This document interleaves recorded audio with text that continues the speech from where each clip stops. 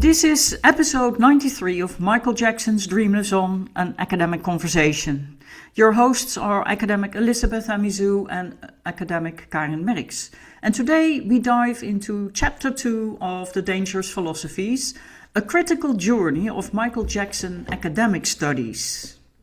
Exciting, because Liz, why begin with a critical survey? I think a critical survey is just really important to sort of familiarize people with the fields. So the field of Michael Jackson studies is really disparate. There's a lot of different things going on. There's also different phases and moods, and there's different pockets of analysis here and there. And it's still like that. It's kind of like in bits. And I think the important thing about a critical survey is it brings everything together. It actually makes something unified, something whole. And she asks the question, why is it so disparate? Why is it so separate? Why isn't it unified? And what's happened to Michael Jackson's representation over time to make it be like that? Yeah. Exactly. And I would add, a survey creates also an intellectual map and gives insight into gaps in research. And they're crucial if you want to do rigorous academic research, and no matter if it is your thesis or a book like The Dangerous Philosophies. So when I had to do my MA proposal and PhD proposal, I had to do a critical survey, not in the way you've done it here, but really go deep into research already to see if there is enough content, if there is enough done research already to find gaps and to see where you fit in, because academic builds on top of. So in Michael Jackson studies, what you say, that is a little bit different, because there wasn't that much, as we already concluded last time. There's enough to write a chapter. So it's like there's one of those things where you say there's not a lot, there's not a lot going on, but then there's enough to write a chapter on it. There is enough to write a book. There's enough to write a chapter, and there's enough to start research and analysis. However, it's not joined up thinking. No, exactly. And there's a lot of different schools of thought. So there's the Americans, there's the sort of white perspective of Michael Jackson. Mm-hmm. There's the black perspective of Michael Jackson, very different perspectives. People that take into account his African American heritage really consider him different ways to people who don't. And you start to see the patterns that appear within the criticism, within the discourse, when you start to look at the criticism over time, and look at the meta-narrative that it creates. Yeah. If you're really familiar with all these terms like literature reviews and critical surveys and things like that, there is a visual version of this on the course of teaching Michael Jackson studies. It comes as a digital poster you can download and print. It's like a visual version of the critical survey that was supposed to go in the book but couldn't because of the margins. They couldn't put it in the book because of the margins, because it's such a shame. But it is available as part of the Teaching Michael Jackson Studies course, online course that I teach. Mm-hmm. Mm-hmm. Yeah, and it's a shame that there is kind of a reluctance of academia. So why was he neglected despite being impossible to ignore? Well, Michael Jackson was not impossible to ignore in academics. No. Okay, that's the truth. He wasn't impossible to ignore in academia. Michael Jackson was ignored in lots of important realms of society, and academic discourse was one of the ones in which he was really ignored and sidelined. I think he must have found that really frustrating, because he would have definitely seen people like Madonna being appreciated in academic circles, discussed and talked about and analysed and dissected and looked at, and then his work was just ignored. Yep. Yeah. And it was seen as like some sort of like a joke or a caricature or just popular entertainment. Yeah. And something commercially successful, but not critically analytical.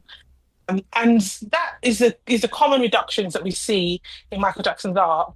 But the critical survey chapter talks about the different phases. So we started to see a real explosion in academic research on Michael in 2009.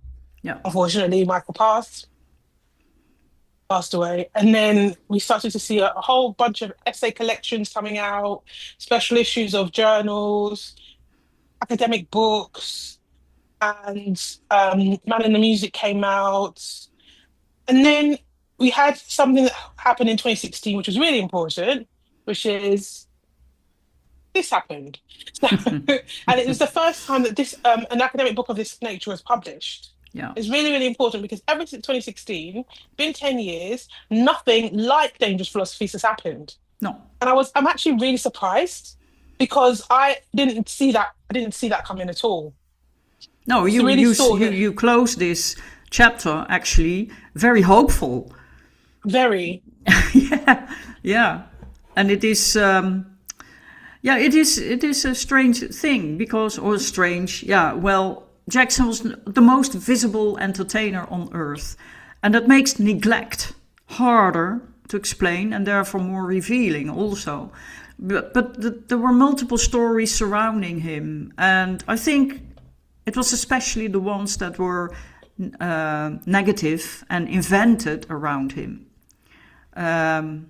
It's the focus on those stories. The focus on those stories, yeah. And maybe That's also racialized. the specific issue is, of course, the fact that he was a very successful and powerful black artist. And a lot of people were struggling with that because that's not possible. They have their own niche, they have their own place. Stay in your corner, something like that. And he refused to do that. He refused to do that. And academia is overwhelmingly white. Like, I can speak from anecdotally, from my experience, that it's been... I'm not saying that there are no black people in academia. That's rubbish. There are academics that are black, of African-American heritage and of different ethnicities. That's the case. Yeah. However, if you look at the statistics, statistically speaking, especially in my area of my field of study, it is really, really overwhelmingly white. It's, for me, the same. It's the same in art history. And it's weird that it depends on which direction you go, but when you discuss old masters with black people in it, it's either whitewashed or it has a place that is not very positive. And they are not discussed by black art historians, but by white art historians. And so the perspective is always from the white gaze, something Pinder also talks about. But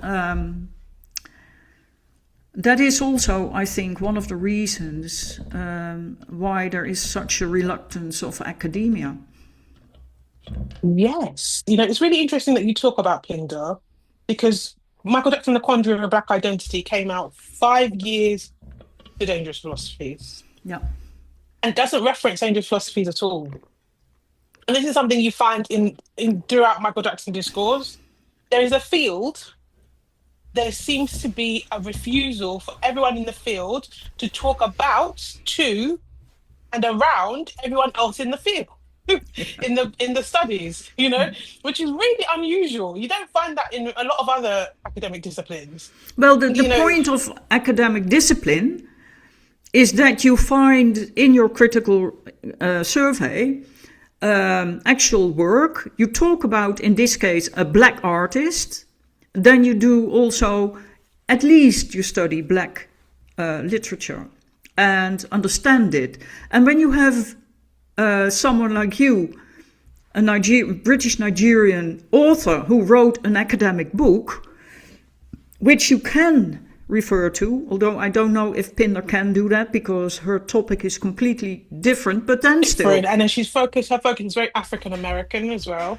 It's very African American, but there are books out there that don't do that. And that is that's not how academics work. That's not how rigorous academics work. Rigorous academic at all. Work. So they have a theory and they retrofit everything into it to make that happen, to make their theory into something. That's not academic. that is fan academic. And to ignore a book like The Dangerous Philosophies is therefore, I think it is. It's also a great neglect, and I don't know why that is. Symptomatic of what happened to Michael Jackson. Like the people he was not taken seriously. Yeah, but then we come at another topic, and that is that black academics are not taken seriously, is it? And they are often taken seriously, but I think that it takes a while for their perspectives to really permeate. And there's also a lot of kickback, there's a lot of pushback from the white academics. And that's just it. Like, there's no way around that. There's just a lot of pushback because people like racism is institutionalized. Yeah. It's endemic, it's pervasive. Yeah. But what happens is over time, you can chip away at that to some extent.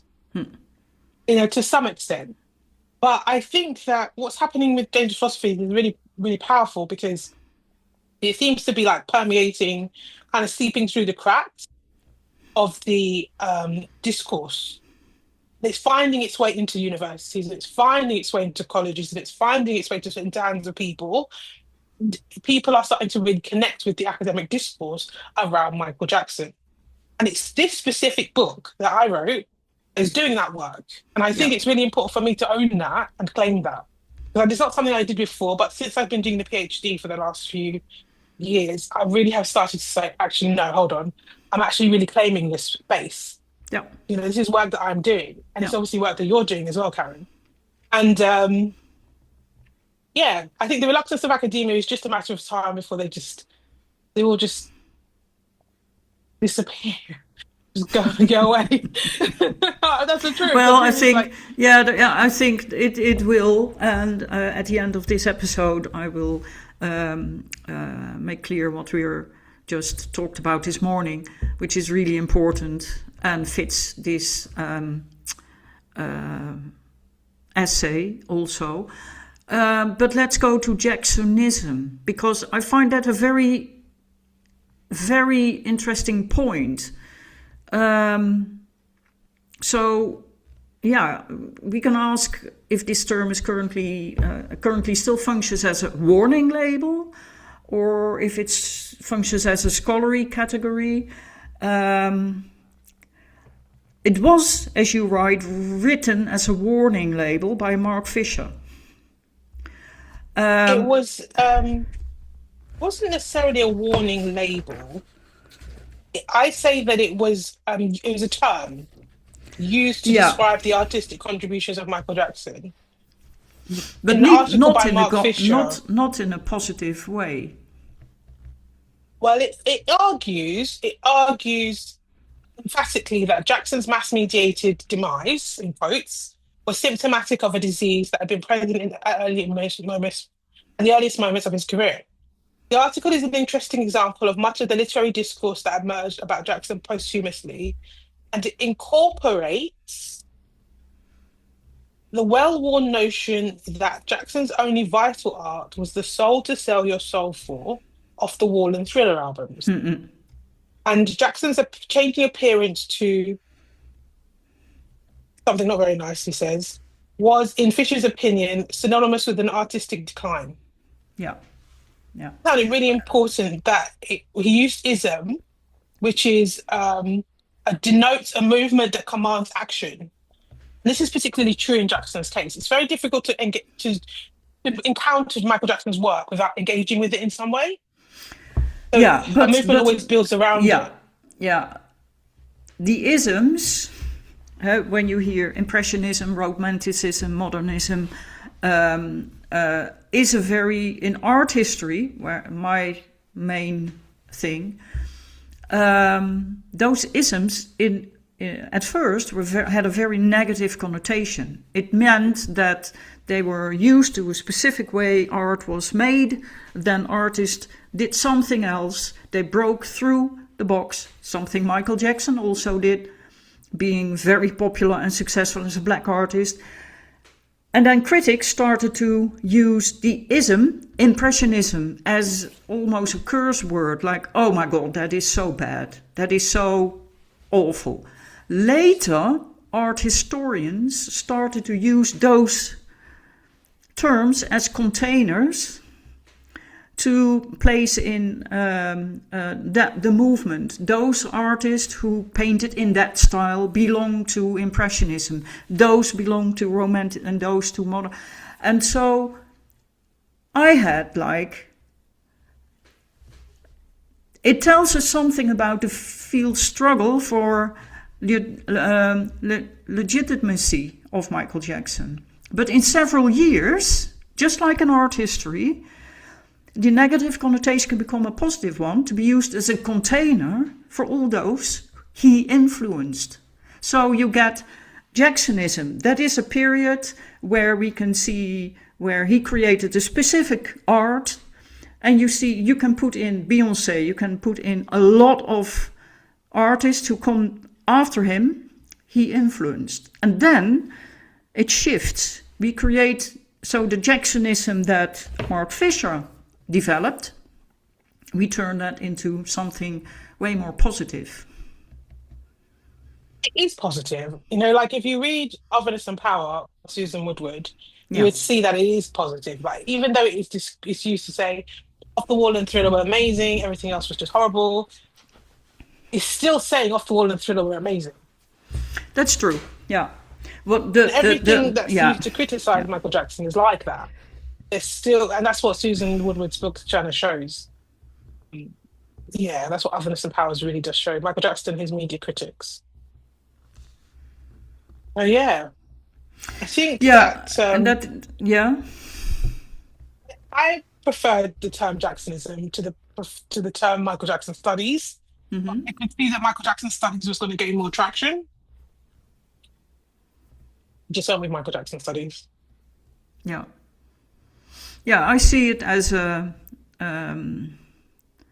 container in how he created something, a movement himself, which is amazing in itself. But artists like Picasso did that. They invented Cubism, and then bang, they invented new modernism or whatever, or classicism, and then they changed the way constantly, and that is what you also see in Michael Jackson. Along everything after Thriller, so Off the Wall Thriller. Okay, we've had that, but what he does after that, and how he changes the whole perception of what that music and his art means for the world and for a lot of people also who create other artists is unbelievable. But yeah, you talked about otherness and power, Michael Jackson and his media critics. And she talks about Dave Marsh. So why did Marsh's argument gain traction? Why his specifically? I understand the need to talk about Dave Marsh. It just doesn't interest me. Like, I'm not trying to be funny, but it doesn't. I'm much more concerned with Kabina Mercer. I feel like because I write about Kabina Mercer, and then this is on page 10 of Dangerous Philosophies at the bottom where it says 1986 to 2008. I go straight into Kabina Mercer, and then say Mercer has been cited here as the first key example of criticism rather than the monograph by Dave Marsh. Yeah. So basically, I just want to put Dave Marsh's work in its place and say it existed and this had its own arguments, and those arguments are in Susan Woodward. However, I really, really like Kabina Mercer's work because it's just very, very foundational. It's very much a foundation of how you just discuss Michael Jackson, how we explore his work. It talks about Thriller in terms of narrative aspects, characterization, mise en scène. It uses film language to discuss and connect and dissect it. And then building upon Mercer's focus, was Michelle Wallace's 1989 essay, Michael Jackson, Black Modernisms and the Ecstasy of Communication. And then Yeah. building on her Yeah. essays, more work and more work and more work. And I just think that Marsh's book is just, it's very been, I'll be honest with you, I found it really, really tedious to read. I just found it really difficult. Because it just isn't, just is not, it's just not really my cup of tea. You know, No, it isn't. But when you do a critical survey, you need to mention it. And he is the one yeah, who is argued most. And I think that is because because the ideas became influential because they fit a broader assumptions already circulating within criticism. Music criticism, and that because it resonates with existing attitudes about race, commerce, authenticity, popular music. So, and the fact that MJ was a very successful and powerful black artist, and I mentioned that immediately, and many white music critics were struggling with that. And Marsh went further by putting a burden on MJ's shoulders, as if he had to solve the racism. And we talked about that in other episodes. But it is one of the things when you have a critical survey, you need to address also these kind of things because it gives you exactly the insight in how the balance is and where is the balance and where do we need to get the balance. What is pure academic criticism? What is music criticism? Because in Michael Jackson, it often overlaps. And even a marvelous book as that of Joe, is not really an academic book. He deliberately did not write an academic book, although he did research in an academic way. if you want to read an academic work by Joseph Vogel, just read Black Masculinity. Yeah. If you want an academic work by Essay. Joseph Vogel, Yeah. it's a brilliant essay. Black Masculinity. Exactly. But But anyways, if that's the type of thing you're looking for, then it exists. He's done it. Yeah. It's not because you look for it. It is because in a critical essay, you take as much of what is available, in this case, Michael Jackson studies. And then you also have the negative things. I mean, I have found things in research I did that I do not agree with for 1 second, but I still have to mention it, or I still have to, know that it exists, because that's the function of a critical essay. So you talk Marcina Mercer's essay, Wallace, we have her essay, by the way, on the journal. And with that, a beautiful artwork of her mum, who passed away last year.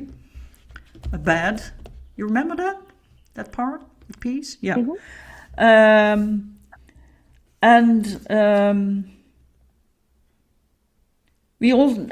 There is after his passing, the African American cultural criticism. We also got. You mentioned the primary works. You need to read Moonwalk, Dancing, The Dream, etc. But also that he drew from a huge intellectual and artistic library, and at key moments in his career based his art on both the aesthetics of Tchaikovsky and of black children of the ghetto, while crossing the boundaries between ethnicity, gender, and class. And so from there we go to the cultural abuse that you just talked about, Vogel wrote about. So what happens when criticism becomes so dominant that it shapes what future scholars consider worth studying? So in other words, cultural abuse is not only about unfair criticism in the present, it can also distort the future development of scholarship. And that is what you write about, because in your critical essay, you write that This is partly why there is such relatively small amount of academic criticism in Michael Jackson's study between 86 and 2009. Yeah, it's really sad because there's a lot Don't of look sad, please. but it is You, sad, you know. yeah, It it is is it's not, sad. because Yeah. Michael Jackson never got to really see people explore his work and his art Yeah. academically, which Yeah. is a shame. Yeah. I think he would have enjoyed that. I think every artist longs for their work to be appreciated, and I think that that form of appreciation was really important to legitimize the work Michael did. Yeah. You know, just to legitimize his creative process, his inspiration, and to see him as a human being, someone who is, you know, an artist who's worthy of respect. Yeah. I think it's all of those things. Yeah. Yeah. Yeah, exactly. And so we have Susan Fast, which is not a very big book, but it is a brilliant book. And she was also stunned by the amount of lack of critical works on Michael Jackson. Yeah. Then you go to Francesca Royster, who is, like you say, an early modernist like yourself. And that brought something. But then we go to 2009, 2015. Now, I think for 2009 to 2015, I think that it's really important that we get people to read the book.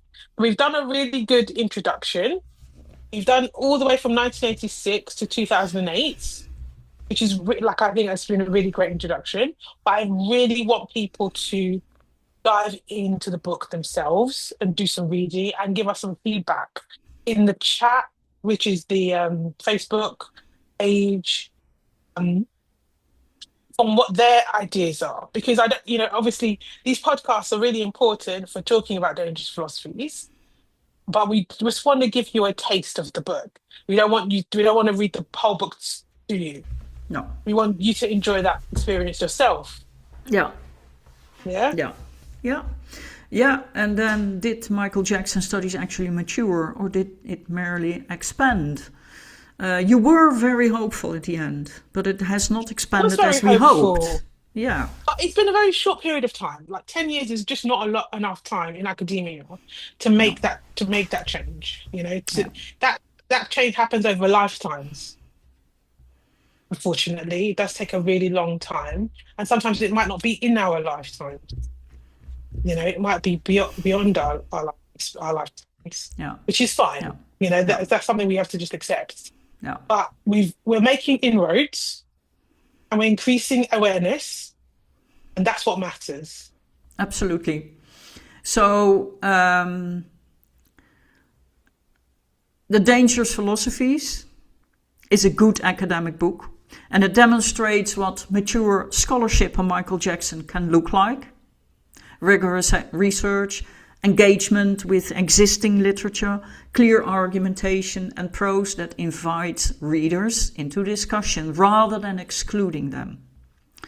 So that said, we also decided this morning to look for academics from African diaspora heritage. So we welcome contributions from musicology, dance studies, film studies, visual culture, black studies, performance studies, cultural history, and related disciplines, in particular from academics of African and diaspora origin. And also people with a focus on those aspects. Yeah, you don't be from any ethnicity with a focus on those specific fields. Yeah. You know, you asked me about did the Michael Jackson studies reach maturity? It's far from there. It's so far from there. It's really fledgling. And I do see a somewhat of a contraction, a constriction in the field with this refusal of some academics to share their knowledge and to collaborate, which is really sad, which is actually also quite sad, because it's the opposite of what Michael Jackson taught us. Jackson taught us the importance of collaboration, the importance of working together. I just always encourage that. It doesn't mean that I always get that back to, to me as well. Yeah. And we've experienced a lot of constriction in the academic fields, haven't we? Yeah, we have. Yeah. Definitely. Yeah. We're still strong and we're going strong, but we are doing it together. And of course, we have our Carrie, our columnist, who Yeah, the amazing Karin Hennigan. who Yeah. who wrote that she enjoys these series. She reads the book again, learns new things, and is reading the book, the chapter that we bring out in podcast. So she's reading along, and I would encourage everyone to do that because, and then also if you want to go deeper and get more understanding about his art and about what the Dangerous Philosophies is, go to onlineartseducation.co.uk and find the course about it. You know, it gives depth. It takes you on a journey, and you can do it together, and it makes you grow. Because in academic, you need to be open. You can't say from, this is what I do, this is my field, Yeah, like being and a I small. protect that, and I don't like you, you can't be in, and you can in. Yeah, that's not how it works. That's That's not not how it academic, and works. it's not Michael Jackson either. It's And they always talk about think outside of the box. yeah, Some areas of the discourse, it's like people have just gone inside the box and stayed there. You can actually think yeah, outside the box as well. yeah, yeah, yeah. And some people stick to one thing. That is that one thing. They're only Sort about of, yeah. we need to defend something. But Michael Jackson is not here anymore. You don't have to defend him. What is important that you defend his music, that you start looking into his music, into his films, and from this different perspectives. There's so many perspectives, and it's so fascinating. I'm It's still so waiting for this fascinating. amazing book to come out on Michael Jackson's dance. Throughout his entire career, an Yeah, entire book on his dance, just yeah, nothing but the dance yeah, for the whole book. I'm just waiting to see these type of books to actually emerge. yeah. Yeah. Yeah, but that takes a lot of work because you need to sit. You need to, even if you're a dancer, you need to sit. You need to observe and work on that. And that is, in that respect, something I bring back the visual art of Michael Jackson course, but totally upgrade, totally overhauled, and we go deep into how an exceptional observer he was himself. Exceptional in the perception of feeling and how that works together with his bodily behavior, his dancing, his music, the way he hears everything that's going on behind him, in front of him, in his music. And yeah, I would say buy the book, buy the If you course. haven't already, definitely get the Yeah, book, get it's the it is course. it Really is, important. and this is not Yeah. a sales pitch. This is a It's a sales necessity. pitch. It's a good No, it's sales a pitch yeah, but because it's a we always have necessity. to, it's definitely a necessity. Like I'm researching obviously. Um, so many books that I really love about Michael that I wouldn't do without. And I just hope for that Dangerous Philosophies will become that for you, Yeah, yeah, and listeners. I can add that to that for those listeners who are not specifically academic. Most when you read academic books, and our columnist writes that very eloquent. I don't like academic books. I don't like to read them because I find she has something against it and she can't keep the focus. I understand that because a lot of academics can't write, but Liz can write. That's the difference. The thing is, people don't understand how special it is that you can read an academic book in a way that you also understand what she's writing about. That seems normal, but that's rare. That's very rare. And so, yeah, read the book. Start, read with us. Next is the Book with us. chapter Next, we do 3, another deep Dancing dive the Dream. on Michael Jackson's Dancing the Yeah, Dream. So I start exactly. bringing in elements of Shakespeare and early modern analysis, material So, artifacts, and things yeah, like that. So, yeah, I just recently read online that people are finding it really hard to get copies of Dancing the Dream. And I felt like that was kind of like a good thing because it was sought after now. People wanted it. yeah. It was becoming rare. So they're gonna have to obviously then hopefully the publishers will republish the book so that the more people can have access to it. It's still a really beautiful book of poems and reflections. Yeah. Yeah. So that's the next chapter. We love to do this. We love your feedback also. We love questions. Again, if you are an academic from the African diaspora, please contact. Go through the michaeljacksonacademicstudies.org page or website. Just contact us. And yeah, if you have written a thesis or an MA thesis or something like that, we are open for you to publish your work. All Right? right then. Good. Take care of yourselves. And it's all It's for all for love. love. Bye.